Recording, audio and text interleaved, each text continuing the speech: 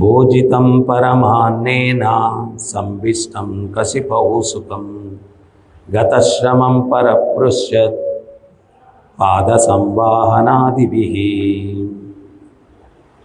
ఉద్ధవునికి ఉత్తమ భోజనమిడి శయ్యపై సుఖాసీనుని గావించి పాద సంవాహనాదులచే మార్గాయాసమును పోగొట్టిన పిదప నందుడు అతనితో ఇట్లు పలికెను.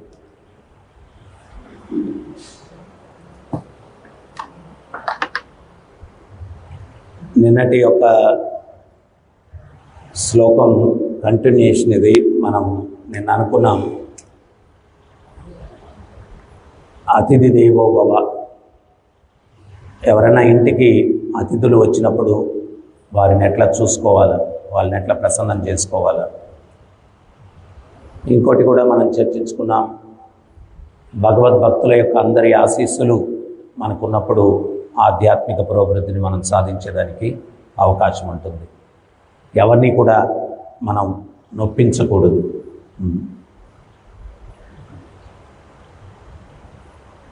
మనందరం ఎన్నోసార్లు చర్చించుకున్నాం. ఏంటది అంటే,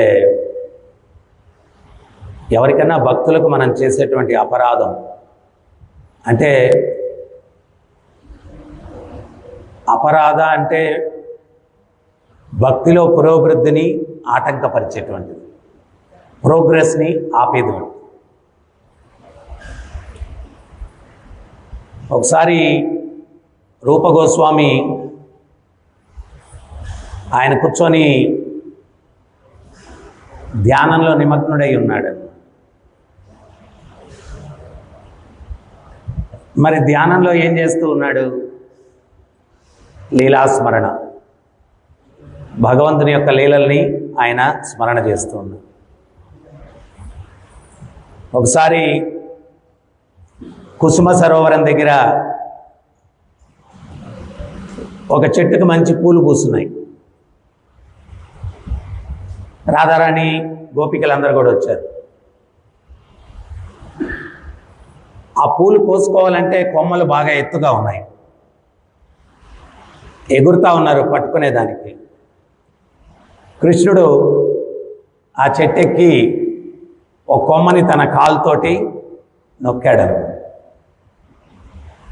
ఆ కొమ్మ కిందకు వంగింది. శ్రీమతి రాధారాణి ఏం చేసిందంటే ఒక చేత్తో కొమ్మ పట్టుకొని పూలు కోస్తుంది. ఉన్నటువంటి కృష్ణుడు ఏం చేశాడంటే కాలుతో నొక్కాడు కదా, ఆ కాలు తీస్తాడు, ఆ కొమ్మ పైకి వెళ్ళింది. రాధారాణి చేయి పట్టుకొని ఉంది కదా, ఆ కొమ్మతో పాటు పైకి వెళ్ళిపోయింది.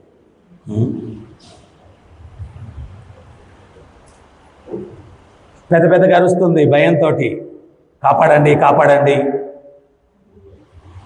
మళ్ళా కృష్ణుడు కిందకు వచ్చి చెయ్యి వదిలే, ఏం పర్వాలేదు అన్న. చెయ్యి వదిలేస్తే ఏం పర్వాలేదు. వదిలేస్తే కిందకి చూస్తే అప్పుడు కృష్ణుడు ఉన్నాడు. ఆమె చెయ్యి వదిలేస్తే కృష్ణుడు పడుతున్నాడు. ఇటువంటివన్నీ కూడా చమత్కారమైనటువంటి లీలలు, చమత్కారమైనటువంటి లీలలు. అవి చూస్తూ ఈయన నవ్వుతూ ఉన్నాడు. అదే సమయానికి ఒక అంగవైకల్యం ఉన్నటువంటి ఒక భక్తుడు, అంటే కుంటివాడు, ఆయన ముందు నడుచుకుంటూ పోతూ ఉన్నాడు. ఆయన ఏమనుకున్నాడంటే, రూపగోస్వామి నేను కుంటివాడిని కదా, కుంటుకుంటూ పోతున్నాను, నన్ను చూసి నవ్వాడు. నన్ను చూసి నవ్వాడు అని మనసులో ఆయన బాధపడిన దానికి రూపగోస్వామి చూస్తున్నటువంటి లీలా దృశ్యం అదృశ్యమైపోయింది.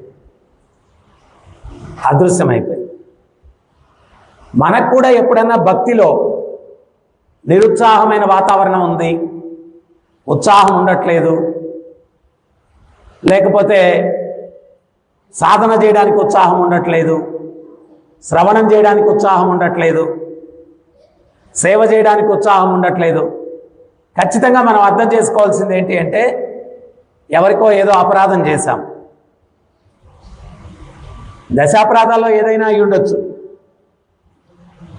సో దానివల్ల ఈ యొక్క రుచి అన్నటువంటిది మనం కోల్పోతాం, రుచిని కోల్పోతాం. భక్తిలో. ఎప్పుడైతే రూపగోస్వామి లీలలు అదృశ్యమైపోయాయో ఆయన తక్షణమే అర్థం చేసుకున్నారు, ఎవరో భక్తుని యొక్క పాదపద్మాలకు నేను అపరాధం చేశాను. ఎవరో భక్తుని యొక్క పాదపద్మాలకు నేను అపరాధం చేశాను. సనాతన గోస్వామి దగ్గరికి వెళ్ళి చెప్పారు, ఇట్లా జరిగింది అని. ఈ లోపల ఆ కుంటివాడైనటువంటి వైష్ణవుడు అక్కడికి వచ్చాడు.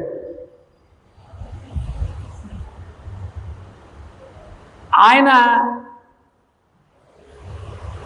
సనాతన గోస్వామితో చెప్తూ ఉన్నారు, నేనెంత తప్పు చేశాను, రూపగోస్వామి అంతటి మహాభక్తుడు నా అంగవైకల్యం చూసి నవ్వుతాడని చెప్పి అనుకోవడం నేను చేసిన తప్పు.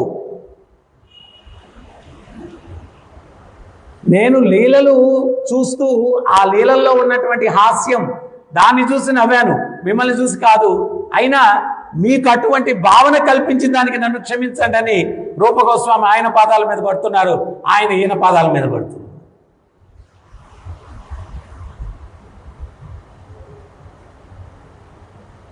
సో మనం మనసా వాచా కర్మణ వీలైనంత వరకు కూడా భక్తి మార్గంలో ప్రతి ఒక్కరి యొక్క ఆశీస్సులు పొందడం కోసం మనం ప్రయత్నం చేయాలి. శ్రీరంగం మందిరం ఎంతమంది చూశారు? ఆల్మోస్ట్ అందరు చూశారు.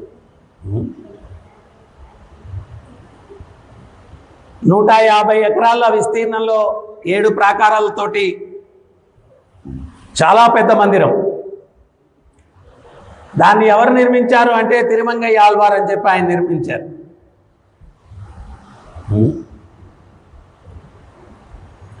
ఆయన పూర్వాశ్రమంలో ఒక బందిపోటు దొంగ ఆయన. ఒకరోజు కావేరీ నది దాటుతూ ఉంటే పడవలో ఎక్కాడు. కుముదువల్లి తాయారని చెప్పి ఆమె కూడా పడవలో ఎక్కింది. ఆమెను చూసి ఈయన ఆకర్షితుడై మిమ్మల్ని నేను వివాహం చేసుకోవాలనుకుంటున్నాను అన్నాడు. ఆమె మొదలే పెద్ద దుర్మార్గుడు, నేను కాదు కూడదు అంటే ఏమవుతుందో ఏమో, చాలా తెలివిగా వ్యవహరించాలా అని మనసులో అనుకొని, నేను వివాహం చేసుకునేటువంటి వ్యక్తికి కొన్ని అర్హతలు ఉండాలని నియమం పెట్టుకున్నాను అని. ఏంటి అర్హతలు? శ్రీరంగానికి వచ్చేటువంటి భక్తులు వాళ్ళకి సంవత్సరం పాటు భోజనాలు పెట్టాలి దారిలో. ఆ సేవ చేసినటువంటి ఆ భక్తుల్ని సేవించుకున్నటువంటి వ్యక్తినే నేను వివాహం చేసుకోవాలని అనుకున్నాను. అప్పుడు ఈయన దాందే ఉంది చేసేస్తాను అన్నదాన కార్యక్రమం మొదలుపెట్టారు. వచ్చే భక్తులకి దారిలో ఒక 4 నెలలకి ఈయన దగ్గర ఉండే డబ్బులన్నీ అయిపోయాయి. మరి సంవత్సరం రోజులు రన్ చేయాలి కదా, నడిపించాలి. ఈయన మళ్ళా తన ఓల్డ్ బిజినెస్లోకి వెళ్ళిపోయాడు. ఆ వచ్చే దొంగలు, వచ్చే ప్రయాణికులు, భక్తులు వాళ్ళ దగ్గర దోచుకోవడం, ఆ డబ్బులు తీసుకొచ్చి అన్నదానం చేయడం. అట్లా ఒక 6 నెలలు గడిచింది. ఈ లోపల శ్రీరంగానికి వచ్చే భక్తుల సంఖ్య తగ్గిపోయింది. అంటే వార్త బాగా స్ప్రెడ్ అయిపోయింది. శ్రీరంగానికి వెళ్ళే దారిలో దొంగలు కొడుతున్నారంట, చాలా ప్రమాదకరంగా ఉంది. సో రావడం మానేశారు. వచ్చేవాళ్ళు కూడా కానుకలు తేవట్లేదు. వీళ్ళు వచ్చారనుకో దొంగతనం చేయడానికి, వాళ్ళు జోబులు ఇట్లా బయటికి లేక చూడవా, ఏం లేదు. ఆ రంగనాథుడు దర్శనం మీద ఉన్న అటాచ్మెంట్, దర్శనానికి వస్తున్నారు కానీ కానుకలు ఏం తీసుకురావట్లేదు. మరి అక్కడ ఏమైంది? కానుకలు లేకపోయేసరికి ధూప దీప నైవేద్యాలకు కూడా కష్టమైంది శ్రీరంగంలో. అయితే ఒకరోజు కృష్ణుడు సత్యభామ నవదంపతుల్లాగా వేషాలు వేసుకొని,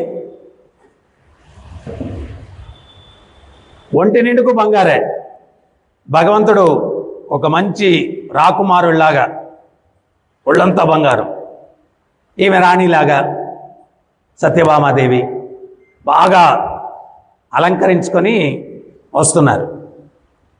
వస్తుంటే తిరుమంగి ఆళ్వారు అనుచరులు చూశారు. ఈయన దగ్గరికి పరిగెత్తుకొని వచ్చేసి, స్వామి స్వామి పెద్ద పార్టీ స్వామి అన్నాడు. చిన్న పార్టీ అయితే వీళ్ళు కొట్టేస్తారు, పెద్ద పార్టీ స్వామి అని చెప్పారు. మీరు వెళ్ళాలి స్వామి అన్నారు. సరేనని తిరుమంగి ఆళ్వారు వెళ్ళారు. వెళ్తే కృష్ణుడు, రావయ్యా నీకోసమే వచ్చాను.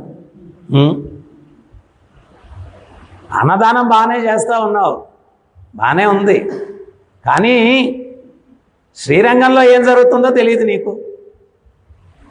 నువ్వు చేసే దొంగతనాల వల్ల భక్తుల సంఖ్య తగ్గిపోయింది. వచ్చే భక్తుడు కూడా కానుక తీసుకురావట్లేదు. ఆ కానుకలు వేయని దానివల్ల స్వామి కైంకర్యానికి కూడా కష్టంగా ఉంది.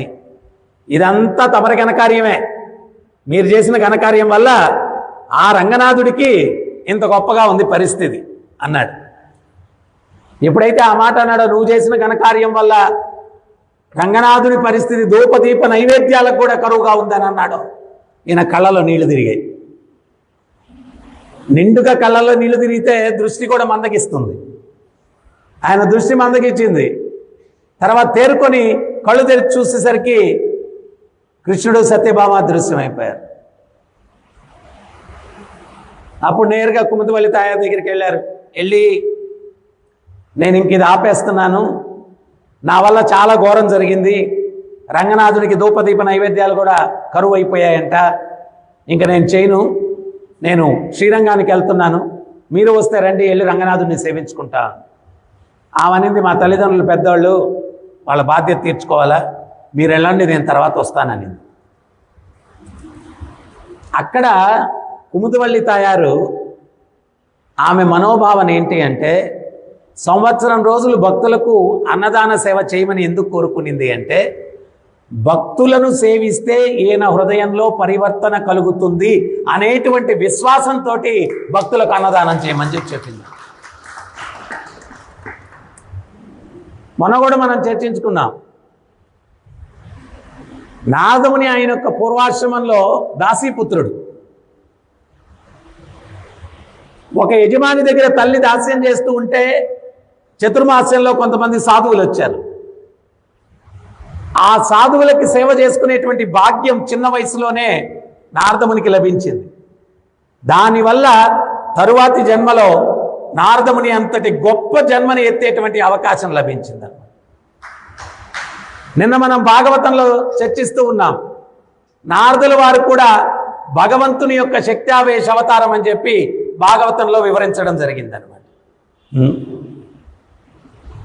అంత గొప్ప జన్మని ఎత్తేటువంటి అవకాశం భక్తులను సేవించుకోవడం ద్వారా. ఈయన వెళ్ళిపోయారు శ్రీరంగానికి. వెళ్ళి ఆ శ్రీరంగం గర్భగుడి చుట్టూ పొదలు తుప్పలు, అసలు వైభవమే లేదు, ఒక అరణ్యంలాగా అయిపోయింది. ఆ చుట్టుపక్కల ఉన్నటువంటి ధనికుల దగ్గరికి వెళ్ళారు. అయ్యా, మందిరాన్ని జీర్ణోద్ధరణ చేస్తాము, కొంచెం విరాళాలు ఇవ్వండి. వాళ్ళు ఏమన్నారు తెలుసా? ఏమై, నీ కథ మాకు బాగా తెలుసు, అన్నదానం అని చెప్పి దోచుకున్నావు, ఇప్పుడు మందిర జీర్ణోద్ధరణ చేయాలని చెప్పి మళ్ళీ దోచుకునేదానికి వచ్చావా, పో అని చెప్పి అందరూ చేదరించుకున్నారు. ఈయనకి చాలా దుఃఖం వేసింది. ఎటువంటి జన్మెత్తాను నేను, భగవంతుడు సేవకు వినియోగపడనటువంటి జన్మెత్తాను, అందరూ దొంగ దొంగ అని చెప్పి అంటూ ఉన్నారు అని చెప్పి ఆ కావేరీ తీరంలో ప్రాణత్యాగం చేసేయాలా అని చెప్పి ఒక రాయి మీద కూర్చొని ఉన్నారనమాట. అప్పుడు నలుగురు వ్యక్తులు వచ్చారు. వచ్చి ఈయనకి నమస్కరించుకొని, గురువుగారు, మీరు నిస్వార్థంగా అన్నదానం చేసింది మేము వచ్చి అక్కడ తిన్నాం, దొంగతనం చేసే మీరు అన్నదానం చేశారు, గమనించామది.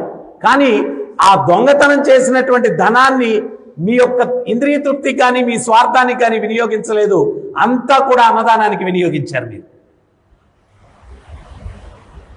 మీకు ఇప్పుడు జరిగిన అవమానం కూడా మేము గమనించాం.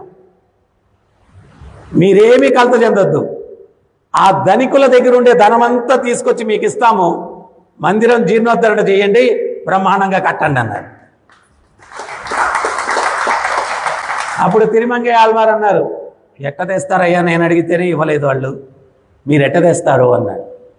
అప్పుడు వీళ్ళు చెప్పారు, స్వామి మా నలుగురికి 4 సిద్ధులు ఉన్నాయి. ఒకడు ఎవరితోన్నా మాట్లాడాడంటే మాటల మాంత్రికుడు, వాళ్ళు ఇంకా అటా చూస్తుంటారు, వాడి మాటలు అంత మెస్మరైజింగ్ ఉంటాయి. ఇంకొకడేమో ఎవడి నీడ మీదన్నా కాలు పెట్టి నిలబడ్డాడు అంటే ఇంకా వాడు కదలలేడు. నీడ మీద కాలు పెట్టి నిలబడితే వాడు కదలలేడు.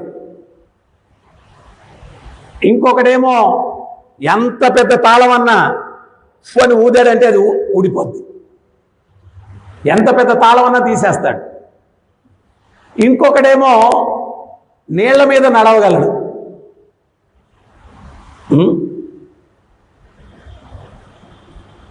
ఇవన్నీ ఒక సందేశం, మీరు ప్రయత్నాలు చేయబాకండి.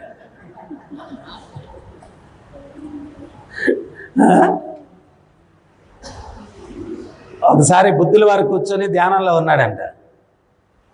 ఒకడు వచ్చాడంట, వచ్చి గురువుగారు 6 సంవత్సరాలు కష్టపడి నీళ్ల మీద నడవడం నేర్చుకున్నాను అన్నాడు. 6 సంవత్సరాలు కష్టపడి నీళ్ల మీద నడవడం నేర్చుకున్నాను అన్నాడు. బుద్ధుడు లేచి రా నాతోటి అన్నాడంట. అక్కడ ఒక పడవ ఉండిందంట. ఆ పడవలో ఎక్కేసి దాటారంట నది. వాడికి ఏదో ఒక దమ్డీనో ఎంతో కానుక ఇచ్చారంట. అప్పుడు బుద్ధుడు చెప్పాడంట, ఈ నది దాటడానికి దమ్డీనే ఖర్చు, 6 సంవత్సరాలు వృధా చేశావు, సాధన చేసుకొని ఉంటే బ్రహ్మాండంగా ఉండుండేది. అంటే కొంతమంది సిద్ధులు అవన్నీ పొందడానికి ప్రయత్నం చేస్తుంటారు, మంత్రాలు మాయలు ఇవన్నీ. ఉపయోగం ఏముంది వాటి వల్ల? ఇప్పుడు అటువంటి మ్యాజిక్లు చేసినటువంటి బాబాలు వాళ్ళు వీళ్ళు ఉన్నారు, ఓలా వాళ్ళు ఉన్నారా? పోయారు కదా. అయ్యేమి గొప్ప విశేషాలు కాదు. ఇక్కడ ఏంటంటే వీళ్ళు ఒక త్యాగం చేశారు, అంతేగాని మనం తాళాలు ఓపెన్ చేయడం నేర్చుకోవాలా, నీళ్ళ మీద నడవడం నేర్చుకోవాలా, అవన్నీ అవసరం లేదు మనకి. మనం హరే కృష్ణ స్పష్టంగా చేస్తే ఇవన్నీ ఆటోమేటిక్గా జరిగిపోతాయి. ఈ మందిరం సంవత్సరం 8 నెలల్లో కట్టాం, ఇంత పెద్ద మందిరం. మనం తాళాలు ఓపెన్ చేయలేదు, నీళ్ళ మీద నడవలేదు, నీడం తొక్కి నిలబడుకోలేదు. ఏం చేసాం? హరే కృష్ణ హరే కృష్ణ కృష్ణ కృష్ణ హరే హరే, హరే రామ రామ రామ హరే హరే. అన్ని మ్యాజిక్లు ఈ మంత్రంలో ఉన్నాయి. ఆ మంత్రం చేసాం అంతే, పని అయిపోయింది. సో వాళ్ళు ఏమన్నారంటే, మాకు ఈ సిద్ధులు ఉన్నాయి, మేము ఎట్లా ఒకటి ధనం తెస్తాం, మీరు మందిరం నిర్మించండి. అయితే మా పనులన్నీ కూడా రాత్రిపూట జరుగుతాయి, నైట్ షిఫ్ట్. సో వెళ్ళిపోయేవాళ్ళు. ఎవరన్నా అక్కడ ధనికుడి ఇంటి దగ్గర సెక్యూరిటీ ఉన్నాడు అనుకోండి, ఒకటి వెళ్ళిపోయి మాటలు పెట్టుకునేవాడు. ఇంకో సెక్యూరిటీ ఉన్నాడు అనుకోండి, ఆడి పక్కకి నిలబడిపోయి నీడ తొక్కే భక్తుడు పోయి ఆ నీడ తొక్కేటి నిలబడుకునేవాడు. వాడు ఇంతే, ఈయన ఇంతే. వాళ్ళిద్దరిని అట్ట నిలబెట్టేసి ఇంకొక ఆయన పోయి పెద్ద తాళం ఖజానాకుంటే ట్రెజరీ దాని దగ్గరికి వెళ్ళి ఆయన ఏదో మంత్రం చెప్పి ఆ తాళం రంధ్రం ఉంటుంది కదా అని ఊదేవాడు, అది ఓపెన్ అయిపోయేది. ఇంకొక ఆయన లోపలికి వెళ్ళిపోయి సంచి నిండుకు మొత్తం ధనమంతా నింపేసుకొని ఆయన వెళ్ళిపోయి కావేరి నది కదా, ఆ నది మీద నడుచుకుంటా వచ్చేసి అది తీసుకొని వచ్చి గురువుగారికి ఇచ్చాడు.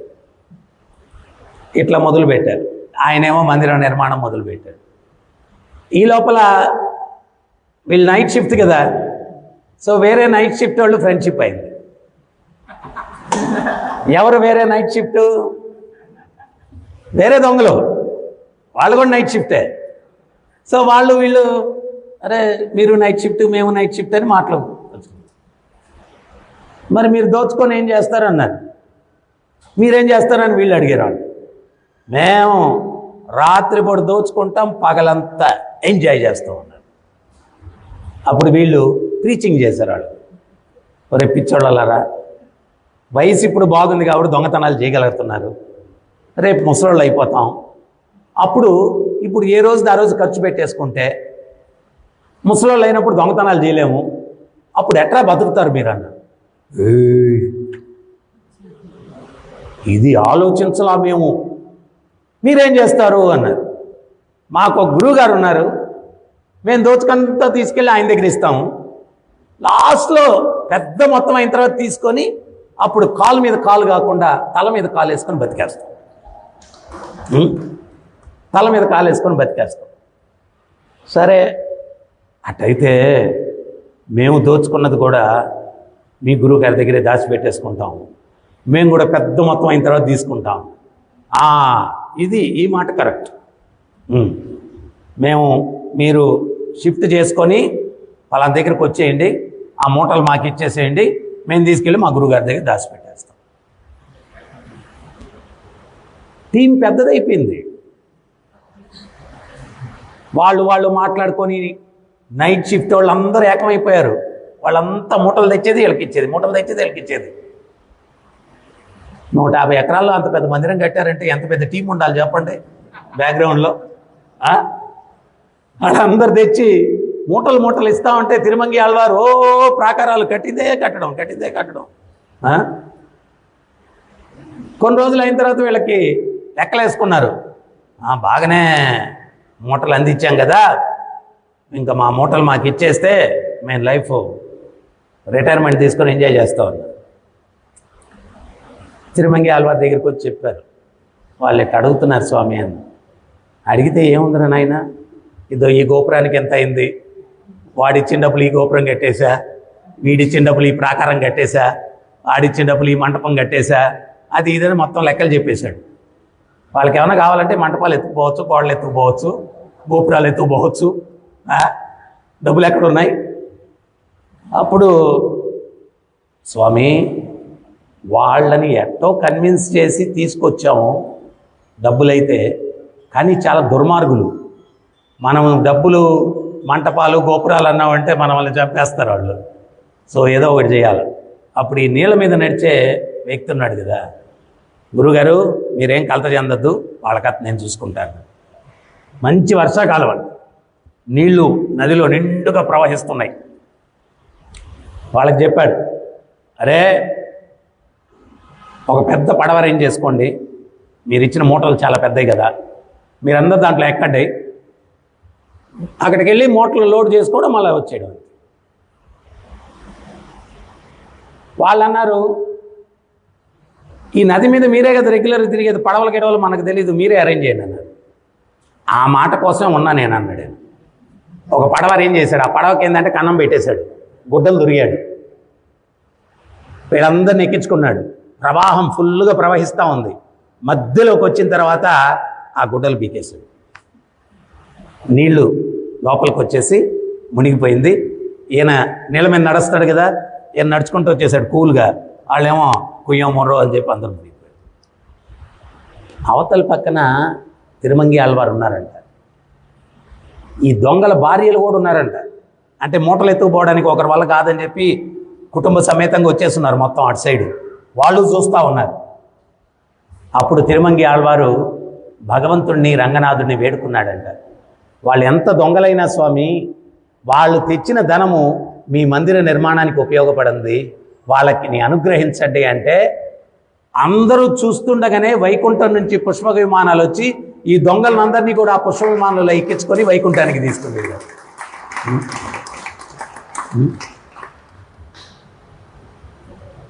ఆ దొంగలకు కూడా మోక్షం వచ్చింది. అంటే వాళ్ళందరూ కూడా ఆ భగవంతుని యొక్క సేవలో ఉపయోగపడ్డారు.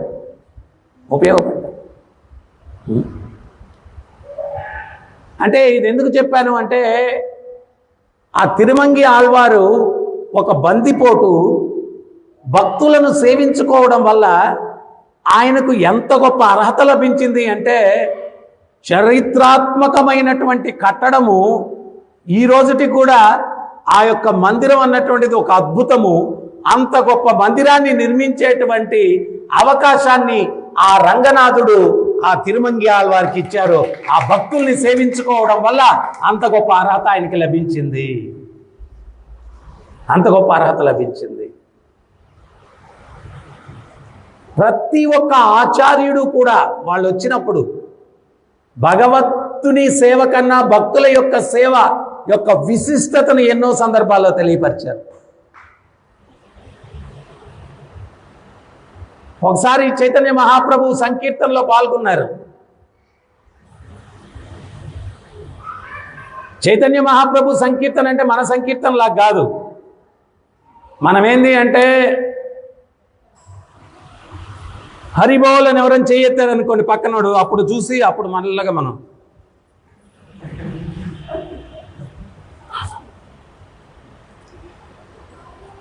పొరపాటున డ్యాన్స్ చేయడం కూడా కొంచెం ఎవరైనా పుష్ చేస్తే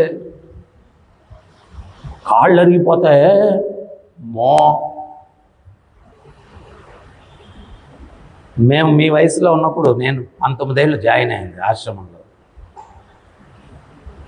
నేను కీర్తనలో ఎగిరితే ఇట్లాంటి సీలింగులు తలకు తగిలేటి, అంతే తెగిరేవాడు. 2 గంటలు 3 గంటలు సంకీర్తనలో నృత్యం చేసి బెంగళూరులో చలి ఎక్కువ ఉండేది. చలికాలం ఆ కీర్తన అయిపోయిన తర్వాత అటు బయటకు వస్తే మంచు పడుతుంది. బయట మా శరీరంలోంచి పొగలు వస్తుండేట, అంత వేడెక్కిపోయేది శరీరం.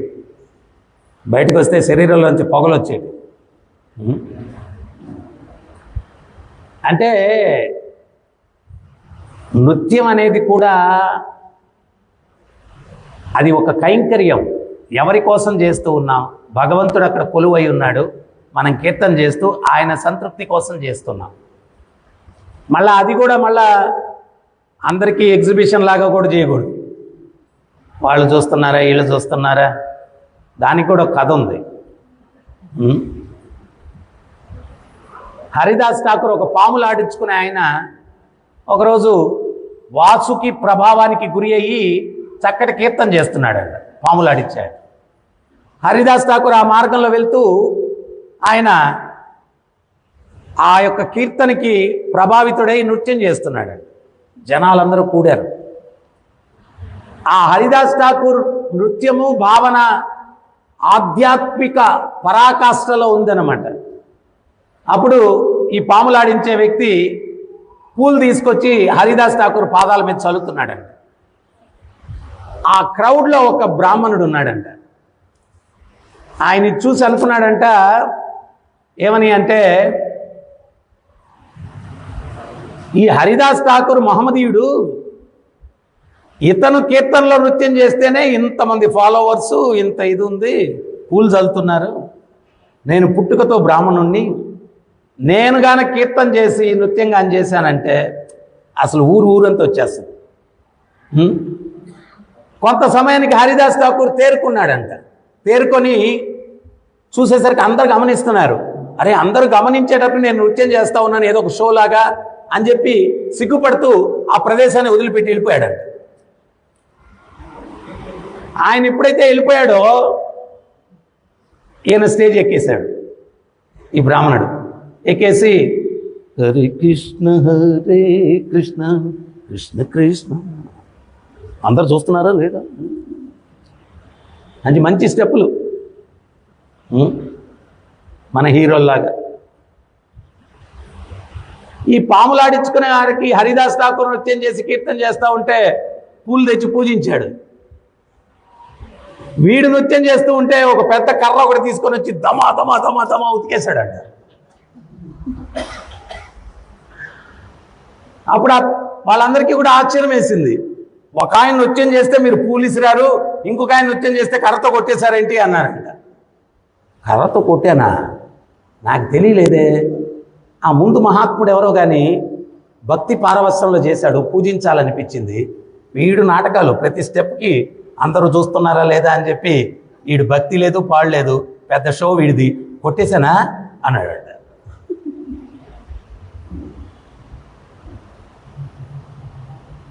ఏదైనా మనం చేసేటువంటి కైంకర్యము స్వామిని సంతృప్తిపరచడం కోసం చేయాలా? స్వామిని సంతృప్తిపరచడం కోసం చేయాలి.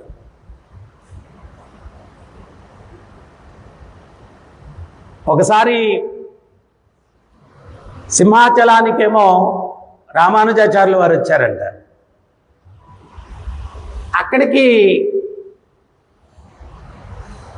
ఒక మంచి కీర్తన చేసేటువంటి, నృత్యం చేసేటువంటి ఒక భక్తుడు ఉండేవాడంట. ఆయన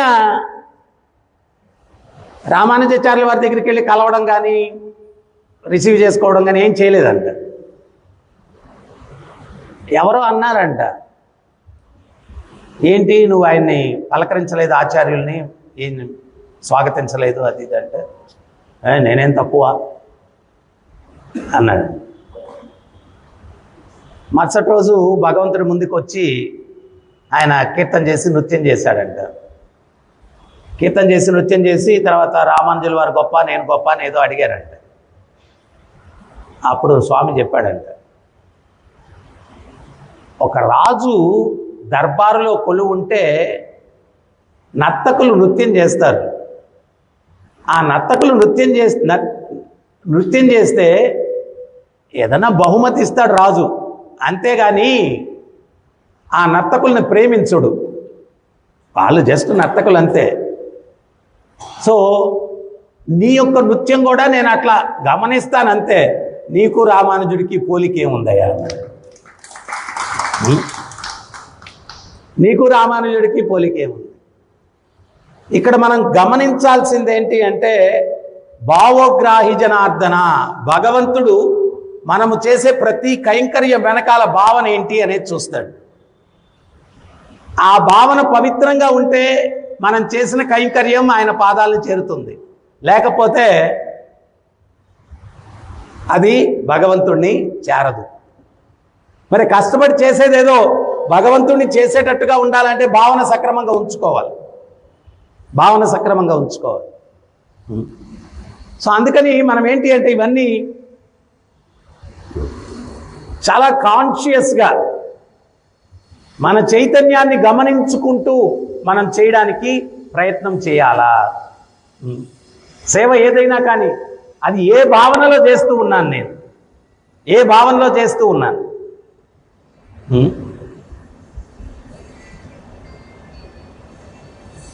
భగవంతుడు ఎప్పుడైతే మనకు వికార భావన, బృందావనంలో చూసాం, రాస నృత్యంలో కృష్ణుడు పాల్గొన్నాడు. ఆ గోపికలు అనుకున్నారు, ఈ సృష్టిలో ఉన్నటువంటి అందగత్తెలందరిలోకి మనం అందగత్తెలము, మన సాంగత్యం కృష్ణుడికి లభించింది అంటే ఎంత అదృష్టం! కృష్ణుడు అదృష్టవంతుడు. తక్షణమే కృష్ణుడు అక్కడ అదృశ్యమైపోయాడు. ఎప్పుడైతే కృష్ణుడు అదృశ్యమైపోయాడో దుఃఖం. ప్రభుపాదులు వారు ఒక లెక్చర్లో చెప్తారు, ఒకడు దుఃఖానికి కారణం డబ్బు లేదు అనుకుంటాడు, ఇంకోటి దుఃఖానికి కారణం అందం లేదనుకుంటాడు, ఇంకోటి దుఃఖానికి కారణం అందమైన భార్య లేదనుకుంటాడు, ఇంకోటి పదవి లేదనుకుంటాడు. కానీ దుఃఖానికి ఏవి కూడా కారణాలు కాదు, అవన్నీ ఉన్నవాళ్ళు ఉన్నారు. వాళ్ళు ఏమన్నా ఆనందంగా ఉన్నారేమో చూడండి. అసలు దుఃఖానికి కారణం ఏంటి అంటే, ఆనంద సాగరుడైన భగవంతుడు మనతో లేడు, అది నిజమైన దుఃఖానికి కారణము. ఆ ఆనంద సాగరుడైన భగవంతుడు మనతో లేడు, అందువల్ల దుఃఖాలకు కారణం. ఎప్పుడైతే ఈ గోపికల దగ్గర నుంచి కృష్ణుడు అదృశ్యమైపోయాడో దుఃఖం. అప్పుడు వాళ్ళలో వాళ్ళు పాశ్చాత్తాపడుతున్నారు, ఒరే ఒరే ఒరే ఒరే తప్పు చేశాను, మన సాంగత్యం కృష్ణుడికి లభించడం, కృష్ణుడు అదృష్టవంతుడని తప్పు చేశామే, వెతుక్కుంటూ పోతూ ఉన్నారు. కొంత దూరం వెళ్తే రెండు పాదాల గుర్తులు, ఒకటేమో రాధారాణిది, ఒకటేమో కృష్ణుడిది.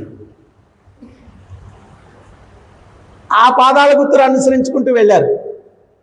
వెళ్తే కొంత దూరం వెళ్ళిన తర్వాత ఒక చెట్టు కింద శ్రీమతి రాధారాణి కూర్చొని విలపిస్తూ ఉంది. రాధే, నీకేం జరిగింది? గోపికలందరిలోకి శ్రేష్టమైన గోపిక నేను కదా, నా సాంగత్యం కృష్ణుడికి లభించిందంటే కృష్ణుడు అదృష్టవంతుడు అన్న భావన నాలో కలిగింది. కృష్ణుడు నా దగ్గర నుంచి కూడా అదృశ్యమైపోయాడు. ఇంకోటి ఏంటంటే వాళ్ళందరికీ అటువంటి భావనలు రావు. మనకు అటువంటి భావనలు రాకుండా ఉండడానికి ఇది ఒక లీల చేశారు. ఇది కూడా అర్థం చేసుకోవాలి. గోపికలు ఎప్పుడు కూడా తప్పు చేయరు. ఎందువల్లంటే సృష్టిలో పరమోత్కృష్టమైనటువంటి భక్తులు వాళ్ళు. మనకు సందేశం ఇవ్వడానికి. అప్పుడు రాధారాణి గోపికలు అందరూ కలిసి ఒకే పాదం గుర్తు కనిపిస్తూ ఉంది, వెతుకుతూ వెళ్ళారు. వెళ్తే ఒక కదంబ వృక్షము కింద త్రిభంగి రూపంలో శ్యామసుందరుడు మురళిని వాయిస్తూ ఉన్నాడు. సృష్టి అంతా ఆ మురళి వాయిద్యంలో లీనమైపోయింది. పాహిమాం పాహిమాం, అందరూ పాదాల మీద పడి మేము చేసిన అపరాధాన్ని క్షమించండి అన్నారు. అప్పుడు కృష్ణుడు చెప్పాడు, హే గోపికల్లారా, నేనెవరనుకున్నారు? ఆత్మారాముణ్ణి. ఆనందం అనేది కూడా బాహ్యం నుంచి నేను పొందేదేమీ లేదు, అంతా నాలోనే ఉంది ఆనందం అని చెప్పి గోపికలకు కృష్ణుడు సమాధానం చెప్పాడు. ఆత్మారామం. ఈ సృష్టిలో మనం ఎవరెవన్నా కానీ కించిత్ ఆనందం అనుభవిస్తూ ఉన్నాము అంటే అది పరమాత్మగా హృదయంలో కూర్చొని ఆయన శాంక్షన్ చేయబట్టి మనం ఆ ఆనందాన్ని అనుభవిస్తున్నాం. లేకపోతే ఆనందం అనేదే లేదు. ఆయన హృదయంలో కూర్చొని మనకి శాంక్షన్ చేస్తున్నాడు ఆ ఆనందాన్ని. లేకపోతే అసలు ఆనందమే లేదు జీవుడికి. అందుకని ఈ మార్గంలో ఎప్పుడూ కూడా చైతన్య మహాప్రభు చెప్పినట్టుగా తృణాదపి సునీచైవ తరోరేవ సహిష్ణున అమానేన మానదేన కీర్తనీయ సదాహరి. తృణము గడ్డిపోచ. గడ్డిపోచను ఎంతమందో తొక్కుతారు. తొక్కుతున్నావు ఏంటి అంటదా? అట్టా పడి ఉంటుంది. ఏం పర్వాలేదు, వాళ్ళు ఏదో అన్నారు. బుద్ధుడు ఒకసారి భిక్షాటనకి వెళ్తాడు. వెళ్తే మాతా భిక్షాం దేహి అంటాడు ఒక ఇంటి ముందు నిలబడుకొని. ఆ వస్తుంది బయటకి సూర్యకాంతం. వచ్చి దున్నపోతలాగా ఉన్నావు, కష్టపడచ్చు కదా, అడుగు తిన్నానికి వచ్చావా అని చెప్పి నోటికి వచ్చినట్టు తిట్టేసి ఆ సూర్యకాంతం అట్ట తిడుతూ ఉంటే బుద్ధుల వారి శిష్యులు అందరూ కూడా వాళ్ళు చాలా కలత చెందారు. బుద్ధుడు వాళ్ళని వారించాడు. ఉండండి మీరు. ఆమె తిట్టి తిట్టి అలసిపోయింది బాబు. అప్పుడు బుద్ధుల వారు అయిపోయిందమ్మా అన్న. అయిపోయింది. నేను ఈ భిక్ష పాత్ర మీరు ఎంత గొప్పగా మాట్లాడారు కదా ఇప్పుడు దాకా, ఈ భిక్ష పాత్ర మీకు బహుమతిగా ఇవ్వాలనుకుంటున్నాను. ఏంటే భిక్ష పాత్ర నాకా? నాకు దేనికి? అడుక్కునేది నువ్వు కదా, నాకు దేనికి భిక్ష పాత్ర అని. సరేనమ్మా, నేను ఇవ్వాలనుకున్నాను, మీరు తీసుకోకపోతే ఏమవుద్దమ్మా అని. నువ్వు ఇవ్వాలనుకో, నేను తీసుకోకపోతే అది నీదే అవుద్ది అంతే కదా అని. అప్పుడు బుద్ధుడు అన్నాడు, నువ్వు తిట్టిన తిట్లన్నీ నేను తీసుకోకపోతే ఏమవుద్దమ్మా అన్నాడు. నాదే అవుతుంది.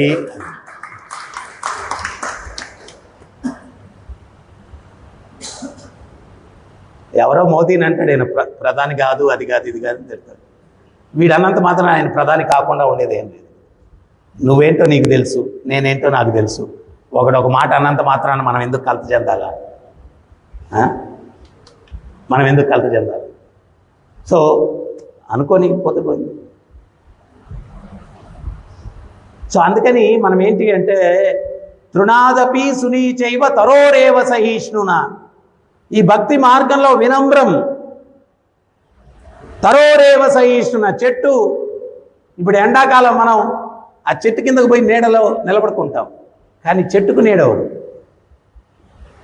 ఎండను భరిస్తుంది, వానను భరిస్తుంది, చలిని భరిస్తుంది. మనం కూడా చెట్టులాగా సహనముతో ఉండాలా అని చైతన్య మహాప్రభు చెప్తారు. సహనము కోల్పోకూడదు. చెట్టు ఎంత సహిస్తుందని అన్నిటి సహిస్తుంది. బుద్ధుడు ఒక చెట్టు కింద కూర్చొని తపస్సు చేసుకుంటుంటాడు. ఆ చెట్టు నిండుకు పండ్లు ఉంటాయి. ఈ పిల్లకాయలు అందరూ వచ్చి రాళ్ళు కొడతారు.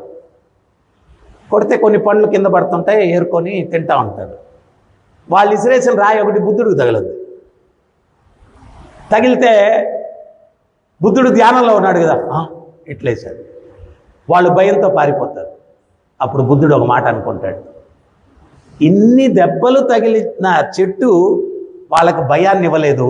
ఒక్క దెబ్బ తగిలి నేను భయాన్ని ఇచ్చాను. అరే చాలా తప్పు చేశానే. ఇన్ని దెబ్బలు తన్నించుకున్న చెట్టు భయాన్ని ఇవ్వలేదు, ఓర్చుకునింది. చెట్టుకు తగిలినప్పుడు పండు కింద పడింది, దెబ్బ తగిలించుకొని పండుని వాళ్ళకి ఇచ్చింది. కానీ నేనేమి ఇచ్చాను? భయాన్ని ఇచ్చాను. పారిపోయారు వాళ్ళు నన్ను చూసి, పారిపోయారు నన్ను చూసి. సో చెట్టులాగా ఓర్పు మహాప్రభు భాగవతము, మహాభారతము, రామాయణము అన్నిటిలో ఉన్న సారమంతా కూడా శిక్షాష్టకంలో పెట్టేశారు చైతన్య మహాప్రభు. ఆ 8 అష్టకం శ్లోకాల్లో సారాంశం అంతా ఉంది.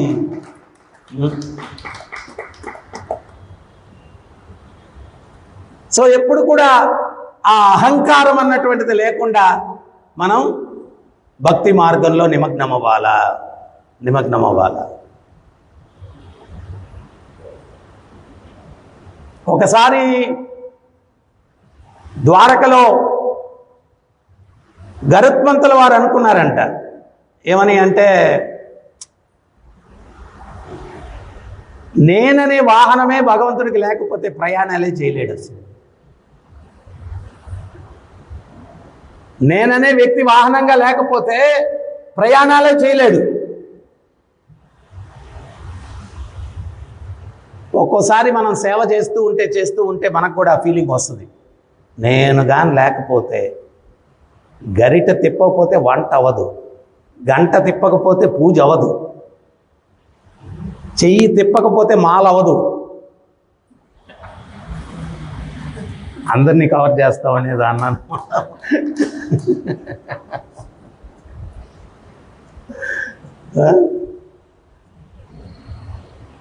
నోరు కదపకపోతే కీర్తన అవ్వదు, కర్తాలు కొట్టకపోతే తాళం అవ్వదు అని ఎవడికి వాడు. కానీ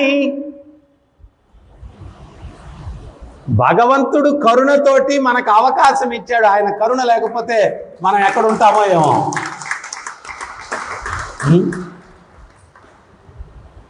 కరుణ లేకపోతే ఎక్కడుంటామో ఏమో. ఈ అవకాశం లభిస్తుందో లభించదో. గరుత్మంతుడు అట్లా అనుకున్నాడు.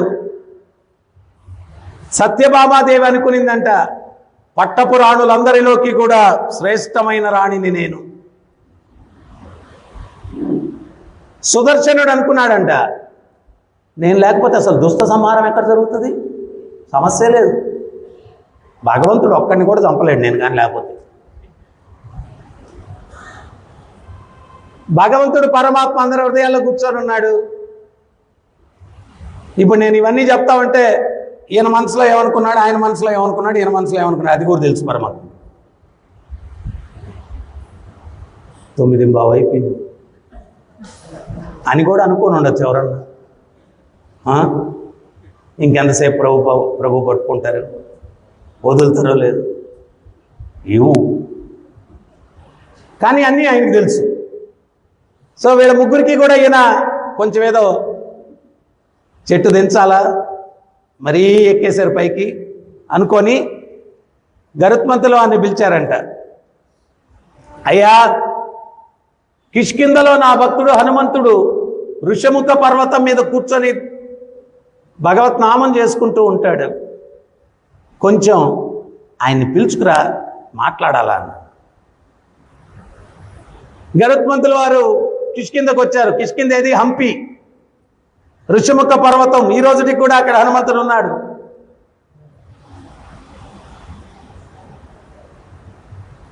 నేను ఒకసారి ఒక 100 డివోటీస్ తోటి వెళ్ళాము అక్కడికి. అక్కడ సన్సెట్ పాయింట్ అని రాముల వారు చతుర్మాసం చేసిన గుడి వెనకాల ఉంటుంది. ప్రతిసారి భక్తులతో వెళ్ళినప్పుడు అక్కడ కూర్చొని 1 గంటన్న భజన చేస్తాం. ఒకసారి నేను భజన చేస్తున్నాను, కళ్ళు మూసుకొని ఉన్నాను. ఆ పక్కనే ఆ కొండ మీద చిన్న శివాలయం ఉంటుంది, ఇంతే శివాలయం. దాని మీద ఒక వానరం వచ్చి కూర్చొని భజన చేస్తూ ఉంటే మనందరం కూడా అది చప్పట్లు కొడుతుందండి వానరం. అయితే దురదృష్టం ఏంటి అంటే మన భక్తులందరూ చూశారు, నేను కళ్ళు తెచ్చేసరికి లేదు. నేను కళ్ళు తెరవగానే ప్రభు ఆ మందిరం మీద చూడండి అన్నారు. నేను ఇటు చూసేసరికి అరే ఇప్పుడు దాకా ఉండింది ప్రభు, ఎటు వెళ్ళిపోయింది. సో ఆ ఋష్యముఖ పర్వతం మీద నామం చేసుకుంటూ ఉన్నారు హనుమంతుల వారు. రఘుపతి రాఘవ రాజారాం పతిత పావన సీతారాం.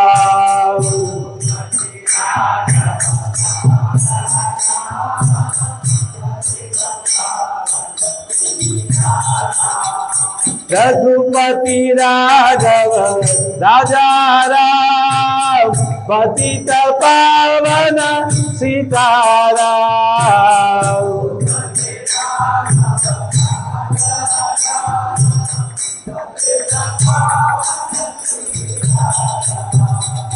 సీతారాం జయ సీతారాం సీతారాం జయ సీతారాం.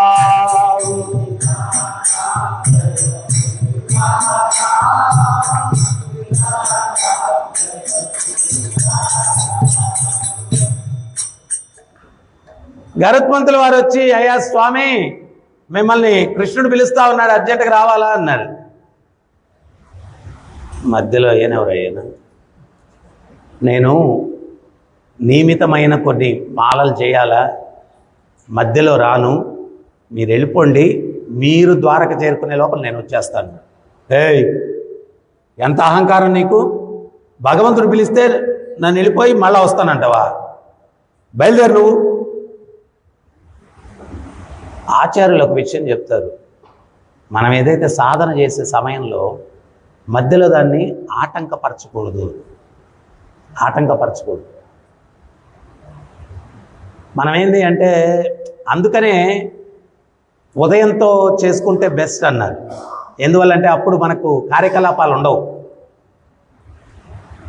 ఇప్పుడు రోజులో అనుకుందాం, రోజులో జరిగే ఏ యాక్టివిటీలో కూడా మనం మిస్ అవ్వకూడదు, మళ్ళీ మాల కూడా జరిగిపోవాలి.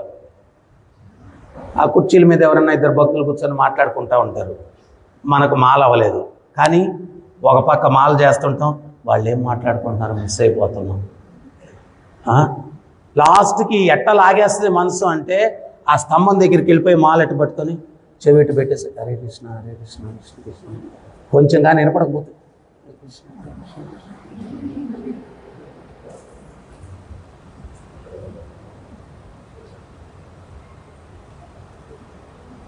ఇంట్లో టీవీ పెట్టారు, అందరూ భక్తులు కాదు కదా,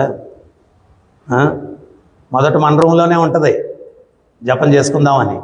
ఆ సౌండ్లు అయ్యి అని వచ్చేసరికి ఫస్ట్ చెవు పెడతాం, తర్వాత తల పెడతాం, తర్వాత మనమే వచ్చే సోఫాలో కూర్చునేస్తాం.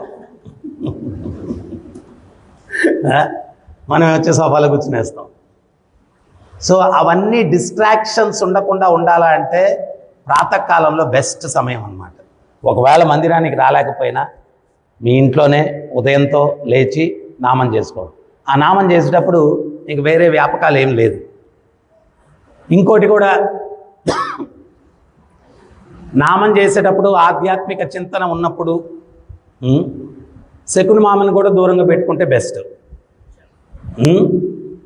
శకుని మామ ఏంటి అంటే మనం దగ్గర పెట్టుకున్నాం అనుకోండి, సౌండ్లు వస్తాయి, మెసేజ్, ఏమో ఏం మెసేజో, కొంపలు మునిగిపోతాయేమో చూడకపోతే, కొంపలు మునగుతాయో మునగో తెలియదు కానీ జీవితం మునిగిపోద్ది ఆ మెసేజ్లు చూసుకుంటూ సాధన సరిగ్గా చేయక. సో అందుకని బెటరు నేను నా మాలలు చేసేంత వరకు దాన్ని కూడా దూరంగా పెట్టేస్తాం. ఏమవ్వదు, అబ్బా కొంపలు మునిగిపోయేంత ఇదే ఏమవుదు.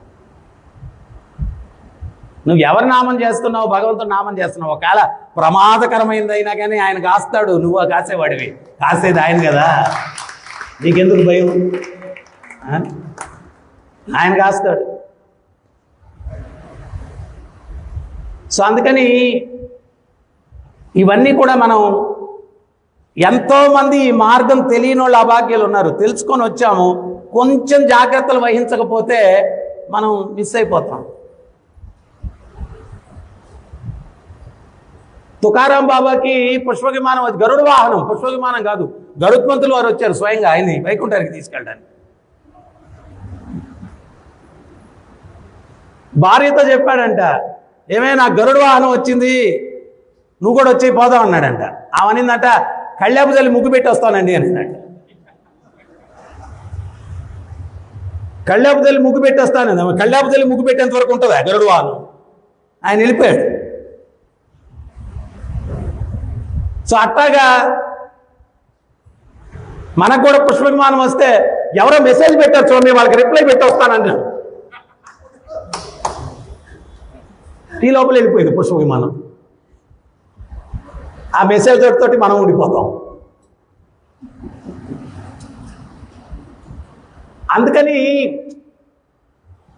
కొన్ని ఖచ్చితమైన నిశ్చయాలు పెట్టుకొని ఉండాలి భక్తిలో. ఇది చేసేటప్పుడు ఇంతే. నేను ఇంకా భక్తి సిద్ధాంత సరస్వతి మహారాజుల వారు ఆయన ప్రచారానికి వెళ్ళేదానికి ముందు 9 సంవత్సరాలు ఏకదాటిగా నామం, ఏకాహం కంటిన్యూస్ నామం చేశారు 9 సంవత్సరాలు. ఒకరోజు ఆయన పర్ణకుటీరంలో కూర్చొని జపం చేసుకుంటా ఉంటే వర్షం వచ్చింది, తుఫాను, కప్పు ఎగిరిపోయింది. మేము చిన్నప్పుడు గవర్నమెంట్ స్కూల్లో చదివేవాళ్ళు. అప్పుడు ఈ కాన్వెంట్ లైన్లు లేవు. మాకు వర్షం వస్తుందంటే సెలవు. ఎందువల్లంటే పైన అంత కంతలు, స్కూల్కి నీళ్లు పడేటి, వర్షం వచ్చేదానికి ప్రార్థనలు చేసేవాళ్ళం మేము.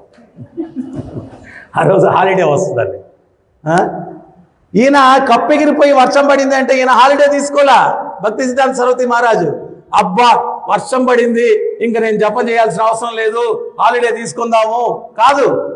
ఆయన ఏం చేశారు తెలుసు? అటు ఇటు చూశారు, ఆ గోడకి గొడుగు తగిలిచ్చున్నారు.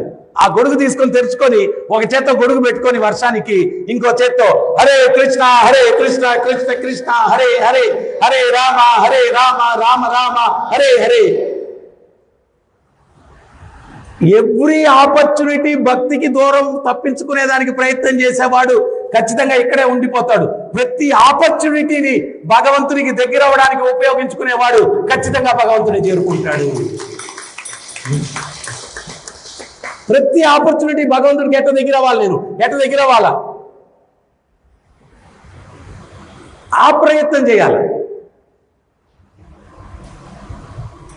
సో ఇక్కడ హనుమంతుల వారు, నేను నామం కొన్నిసార్లు 16 మార్లు అనుకోండి, అది చెయ్యాలా, నువ్వు వెళ్ళిపో, నేను వస్తాను.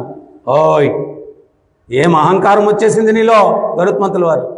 ఏమయ్యా, నేను వాయుపుత్రున్నయ్యా, నువ్వు ద్వారక చేరుకునే లోపల నేను వచ్చేస్తానయ్యా, అదేం కుదరదు, ఇమీడియట్గా బయలుదేరాలి నువ్వు అన్నాడు. హనుమంతుల వారికి కోపం వచ్చింది. తోకతోటి గరుత్మంతుల వారిని జుట్టేసి ఇస్సురు కొట్టాడంట. కొడితే ద్వారక దగ్గర సముద్రంలో వచ్చి పడ్డాడు. ఈ లోపల ఈయన నామం అంతా పూర్తి చేసుకుని వచ్చేసాడు. భగవంతుడు ఏం చెప్పాడంటే సుదర్శనుడికి, ద్వారంలో ఉండు, నేను ఏకాంతంగా ఉండాలనుకుంటున్నాను, ఎవరిని అనుమతించొద్దు లోపలికి అన్నాడంట. ఆయన ద్వారంలో రన్ తిరుగుతూ ఉన్నాడు. హనుమంతుల వారు వస్తే, ఓయ్ హనుమాన్, నో ఎంట్రీ అన్నాడు. స్వామి, త్రేతాయుగంలోనే రాత్రి పగలు మనకు అసలు రెస్ట్రిక్షన్స్ లేవు, ఎప్పుడన్నా వెళ్ళిపోతాం, ఎప్పుడన్నా వస్తాం, నీకు ఆ విషయం తెలియదేమో. ఏయ్ నేను చెప్తున్నాను, లోపలికి వెళ్ళడానికి లేదన్నాడు. హనుమంతుల వారు, నా మాట వినవయ్యా, నాకు అటువంటివి లేవు, వేరే వాళ్ళకు ఉన్నాయేమో, నేను చాలా సన్నిహితం స్వామికి, ఎప్పుడైనా వెళ్ళొచ్చు, ఎప్పుడైనా రావచ్చు. కుదరదంటే కుదరదన్నాడంట. ఆ సుదర్శన్ తిరుగుతూ ఉన్నాడు కదా, హనుమంతుల వారు ఆ చక్రాన్ని ఇటు పట్టుకొని నోరు పెద్దగా తెరిచి అప్ నోట్లో వేసేసుకున్నాడు. వేసేసుకొని లోపలికి వెళ్ళాడు. లోపలికి వెళ్తే కృష్ణుడు సత్యభామాదేవితో చెప్పారంట, చూడు హనుమంతుడు వస్తున్నాడు నన్ను దర్శించుకునేదానికి, రుక్మిణిని పిలిస్తే సీతారాములు అనుకొని శాంతించి నమస్కరించుకొని పోతాడు, వెళ్ళి రుక్మిణిని పిలుచుకురా. ఏంటి, రుక్మిణిని పిలుచుకురావడమా? నేనే ఆదిలక్ష్మి, నేనే సీత, నేనే రాధ, అన్నీ నేనే, రుక్మిణిని పిలుచుకురావడం ఏంటి అని చెప్పి స్వామి పక్కన కూర్చునిందంట సత్యభామ. హనుమంతుడు వచ్చాడు, వచ్చి క్షుద్రుడైపోయాడు. కోపంతో ముఖమంతా ఎర్రగైపోయిందంట. నోరెడు తెరిచాడు. తెరిచేసరికి సుదర్శనుడు బయటికి దమక్కం దూకేసి నమస్కారం పెట్టుకొని, ఏ సుదర్శన ఏమీ వెళ్ళిపోతున్నావు అన్నాడు. స్వామి వస్తా స్వామి అని వెళ్ళిపోయాడంట. హనుమంతుడు పెద్దగా అరుస్తున్నాడంట, ఏ యుగం మారినంత మాత్రాన విలువలు తగ్గిపోతాయా? ఎవరు ఈ దాసి? స్వామి పక్కన కూర్చుంది. స్వామి, దాసీజనులు కూడా మీ పక్కన కూర్చునే స్థాయికి వచ్చేసారా? ద్వాపర యుగంలో త్రేతాయుగానికి ద్వాపర యుగానికి ఇంత తేడా ఉందా? ఏ దాసి, లేయి నువ్వు అక్కడి నుంచి అన్నాడు. ఈమెమో పట్టపురాణులందరిలోకి నేను శ్రేష్ఠురాలిని అది ఇది అనుకుంటుంటే హనుమంతులు వారు తొస్సు అని చెప్పి దాసి అనేసాడు. దాసి అనేసాడు. ఈమె కళ్ళలో నీళ్లు తిరిగి, ఈయన ఏంది ప్రళయకాల రుద్రులాగా ఉన్నాడు, కోపం అట్టుందనమాట, దహించేసేటట్టున్నాడు.